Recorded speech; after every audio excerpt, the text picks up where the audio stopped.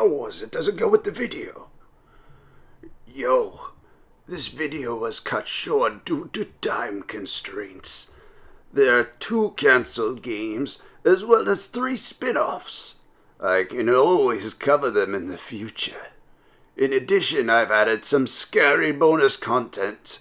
A video about Trissident, who wrote this? Oh, it was me. On the Saturn that I made in 2011. Also one my buddy Sakarman and I made about Resident Evil 5 in 2010. So old, so scary. Please consider subscribing. Let's go!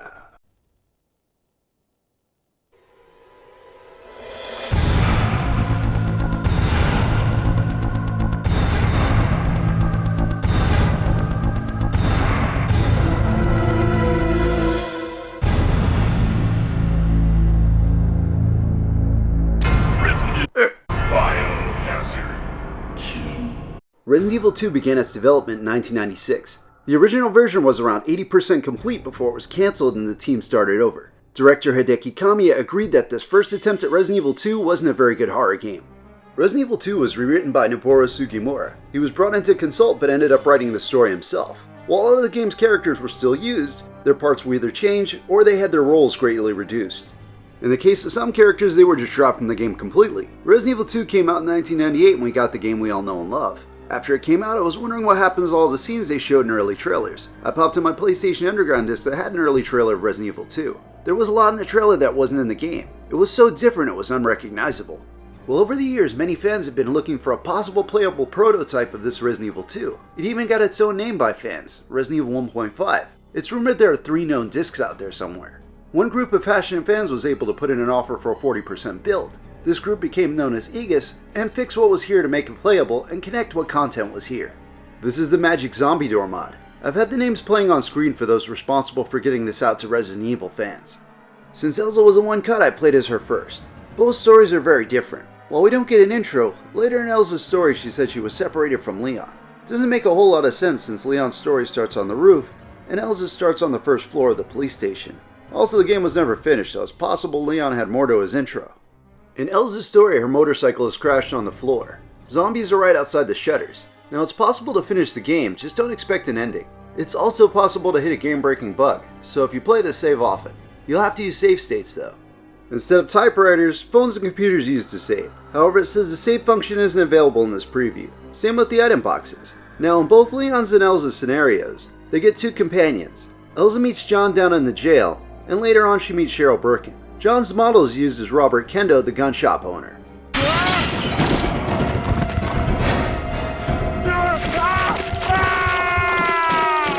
Man, he went from surviving the whole story to dying in the first 3 minutes. In Leon's scenario, he has Marvin, the police officer that dies early in 2, and Ada, who works for Umbrella along with Annette Birkin. Ada and Cheryl stayed as major characters, obviously.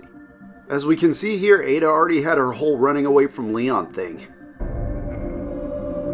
Ada, wait! And Leon has his own Zero moment for this version of Ada. No, this isn't happening! There's no reason for me to go on. What am I fighting for? G. Birkin is in the game as a boss. His mutations weren't in this build though.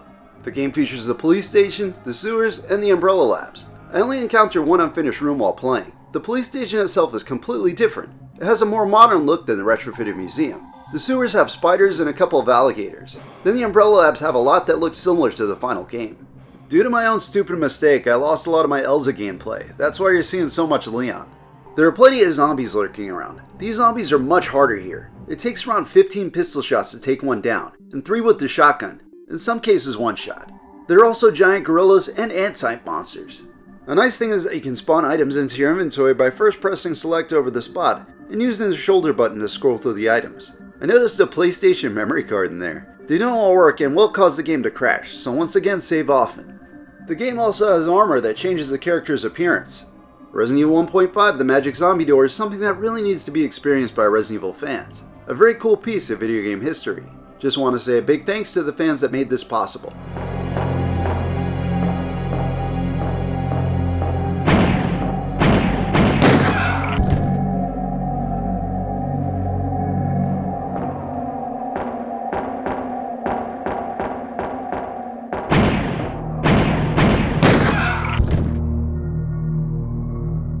You're right. But just take a look at this!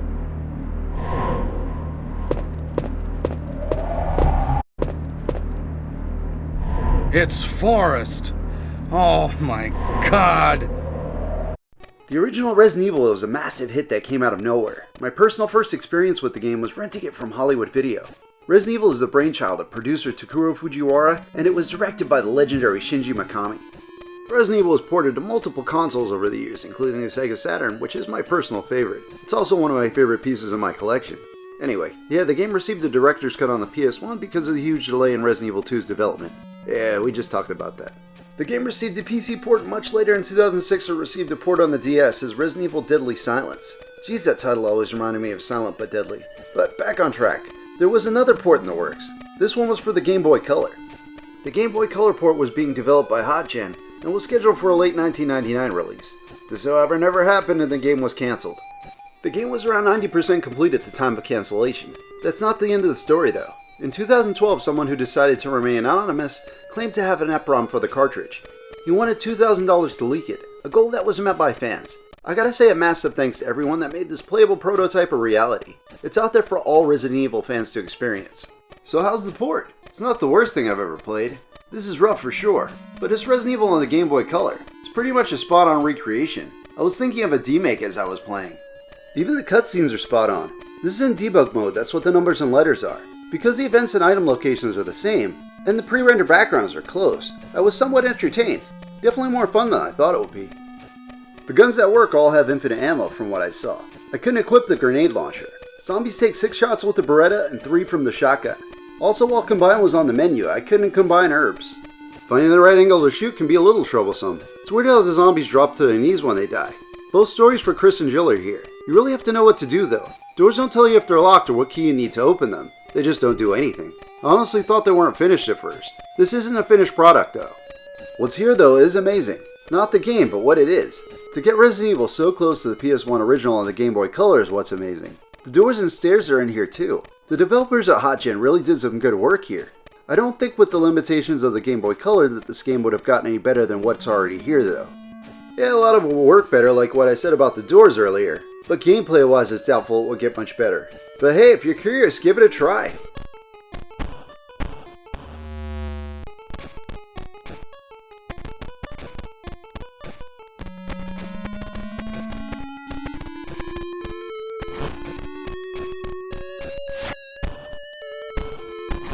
Thompson, huh? Though I can't remember anything, I know that this was no way for anyone to die. What? Resident Evil Survivor was first released in Japan as Biohazard Gun Survivor on January 27, 2000, then in PAL territories on March 31, 2000, and in North America on August 30, 2000. This was a late PS1 release. In Japan and Europe, a light gun could be used for the shooting portions. This feature was removed in the North American release. Resident Evil Survivor didn't get the best reviews at release, and it is considered by many to be one of the worst Resident Evils. You play as a stranger. He survives a helicopter crash but has amnesia. He's in Umbrella's private town on an island. And guess what? It's infested with zombies. The stranger must discover his identity and escape Sheena Island. Survivor is played from a first-person perspective. When zombies or monsters appear, you can pull up a crosshair. Pistols have infinite ammo. Other weapons are limited, and ammo can be found while exploring. Some enemies drop ammo too. Switching between shooting and moving works like any other Resident Evil game. Hold R1 to raise your weapon, release it to move. Series regulars are here to fight, such as hunters, lickers, dogs, spiders, some Mr. X-type guys, and a tyrant.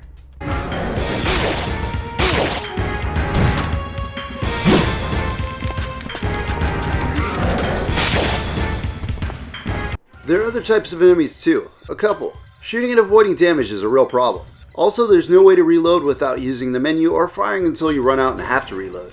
While exploring, Survivor strictly uses tank controls. There is no dodging or side-strafing. There isn't any way to look up or down either. When enemies attack, the camera snaps to them. That's the only way to see enemies above or below.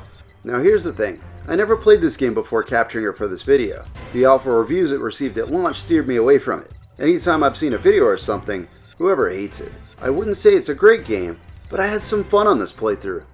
I actually got jump scared 3 times while playing. That doesn't happen often, so yeah, I had a good time. The game has multiple paths that determine which characters you meet. Maybe Hideki Kamiya should have directed this one. This game is definitely more on the action side. While I did actually enjoy my 2-hour playthrough of Survivor Resident Evil, I don't think I'll play it again.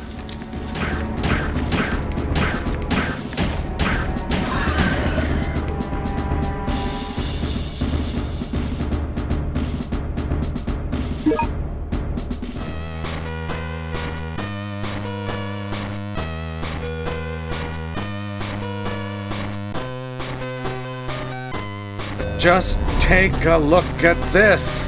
Resident Evil Gaiden was first released in PAL territories on December 14, 2001, next released in Japan on March 29, 2002, then released in North America on June 4, 2002.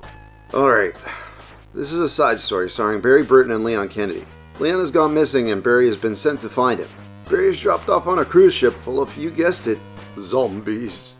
Oh my god. Barry will be exploring the ship and getting into battles with zombies. When zombies see you, they come for you. Either pull up your crosshair and fight them from some distance, or they'll grab Barry and fight up close. A minigame starts when a battle begins. A slider moves left and right, and hits must be landed in the boxes inside the slider. You can look left and right while in combat. Moving zombies to the edge of the screen makes them a lot easier to hit. There are plenty of keys to find around the ship. There's a surprising amount of bullets too. I found some in an oven in the kitchen.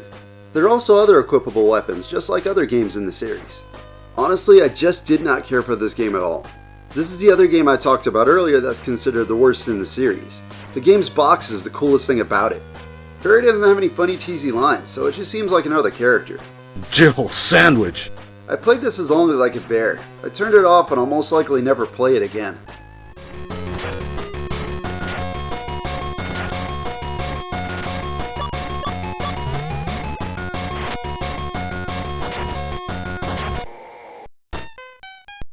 Oh my god.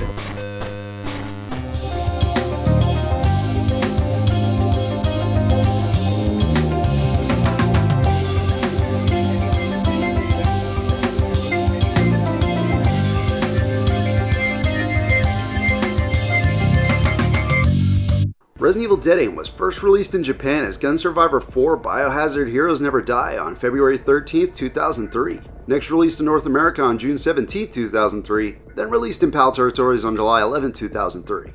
Dead Aim takes us to an exciting new location, a cruise ship. So yeah, we're back on a ship. This game is set on an Umbrella liner. A former Umbrella employee, Morpheus D. Duval. At last. No. He stole a sample of the T-Virus. He's threatening to fire missiles with the T-Virus unless the US and China give in to his $5 billion ransom. $100 billion. This is where our boy Bruce McGibbon comes in. He's the baddest dude in the Resident Evil series. Now, this guy's a goober.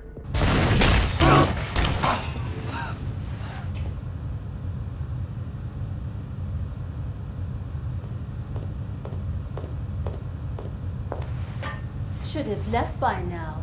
Somewhere in America, there's a kitten stuck in a tree, desperately needing your help. We also get to play as the agent sent by China, Fong Ling. The two of them have some sort of something going on. $5 billion. $100 billion.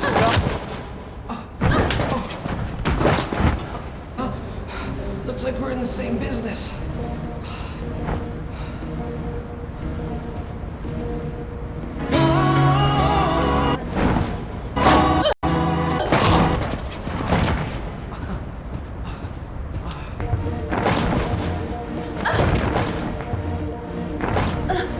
What's your name? That's my name. And I don't date freshmen. If you really want to help, then go home. What was that? What was he going to do there? And why does this scene look like it was recorded off of a screen with a cell phone? Dead Aim is the fourth game in the Gun Survivor series. There was a Code Veronica game and a Dino Crisis game. This one ditches a first-person exploration for a third-person perspective. Running around feels a lot like Resident Evil 4. I'm not saying Dead Aim is on 4's level, but it's not bad. Which is weird to say considering I was ripping on it for like 2 minutes. Dead Aim addresses Survivor's biggest issues: reloading with the push of a button, moving while in first-person combat, and side strafing. This makes Dead Aim a much better experience than Survivor. This one does have light gun support too. There are plenty of zombies and other creatures to blast on the adventure. Dead Aim for sure is a fun game. There are definitely worse games in the series. I also really like how these hunters' facial expressions change when they get shot. This game graphically looks really good. The voice acting is pretty bad, and not in a so bad it's funny way like, Feel the power of my magic!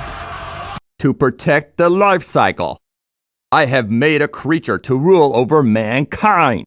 There are terrible demons. Ouch! Oh my god! yeah, in the game it's just bad. If you can ignore that though, Dead Aim is definitely worth checking out if you've never played it before.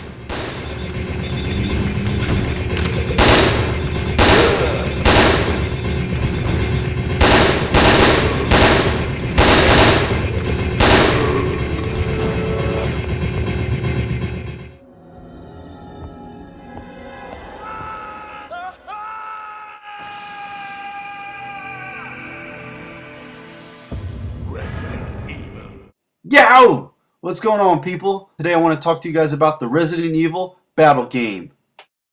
If you're anything like me, you remember Resident Evil because it scared the shit out of you.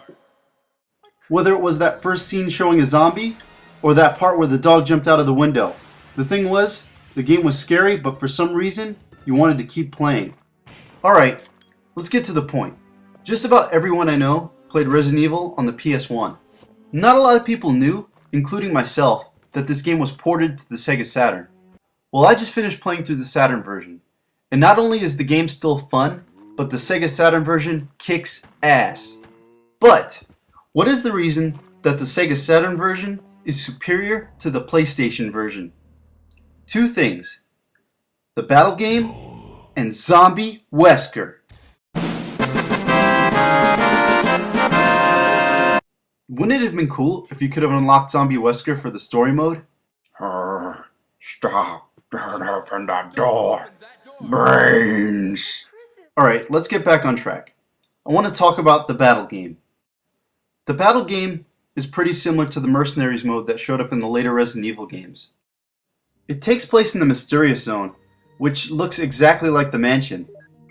But anyway, you start off with a bunch of guns and blast every enemy in the game. You'll fight everything from zombies all the way to a gold tyrant. The objective is to kill every enemy in the area to move on to the next stage, and there are a total of 12 stages. After stages 4 and 8, you get to move on to a safe room, where you can change out your guns and grab some first aid spray. Stage 9 is where you get to have your showdown with Zombie Wesker. The first time I fought him, I tried to shoot him in the face with a shotgun. I should have known he wouldn't have gone down that easy. I mean, after all, this is Wesker we're dealing with. I found it's best to just blast him in the face with a magnum. Overall, I have to say the battle game is awesome. And it's almost sad that most Resident Evil fans haven't had a chance to play the battle game. I can definitely say, if you're a Resident Evil fan, you should definitely pick up the Saturn version of Resident Evil. The Saturn version also has extra costumes, and you get to fight 2 tyrants at the end of the game instead of just 1. Also, the first time I tried to play the battle game, I got stuck in some weird glitch where Chris was invisible. I'm actually glad I got to capture that and show you guys. Alright, thanks for watching.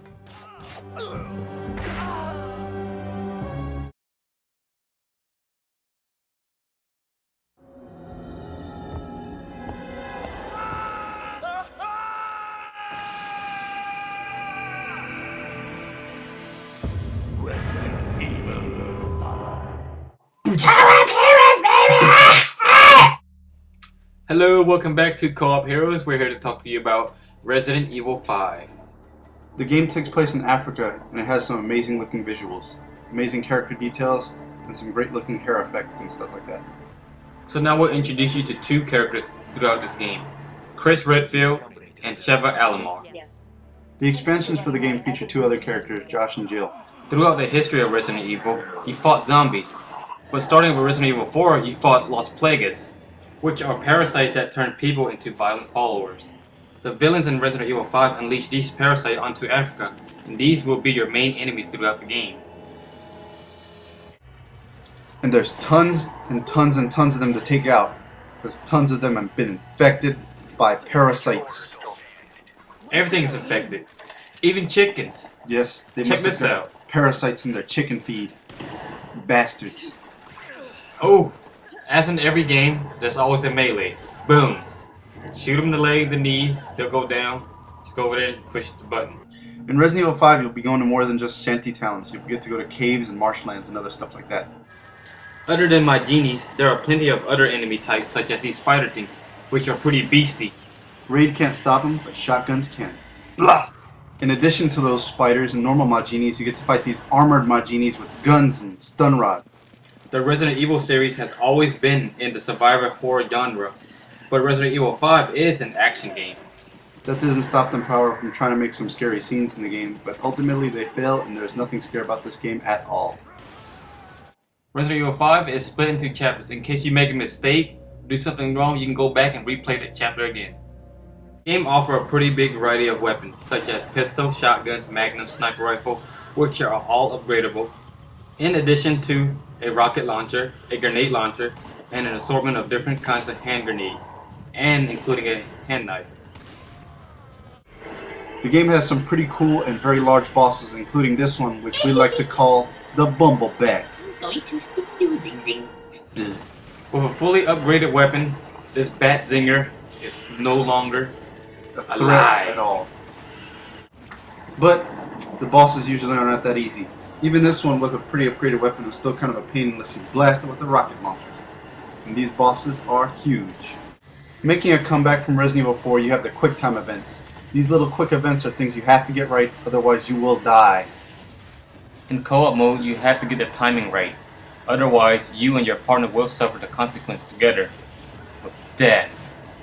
Here's something cool about Resident Evil 5. Treasure hunting! Woohoo! There are lots and lots and lots of treasure to go around, and this is what you use to upgrade your guns. So loot is fun again. It's fun finding these things. They're always hiding. Not only that, but we share loot. And after every chapter, you get a rank and you get points. Points which you can use to spend on things like action figures. Points can be spent also on Just infinite ammo, take a look characters at full this. mercenary mode, Oh my and a couple God. other things. And then we have the other mode in the game, the Mercenaries, which can be played single player, but it's tons of fun with a co-op friend to play with. And then in Mercenaries mode, you have 8 different stages, all with their different boss type characters in them. There are 10 selectable characters with different weapon loadout. What you'll be doing in this mode is you try to chain kill as many Majinis as you can together, while your co-op partner runs around and tries to get as much extra time as they can. Anyway, hey guys, we got a lot of other videos. We try to get videos out every week, so check us out!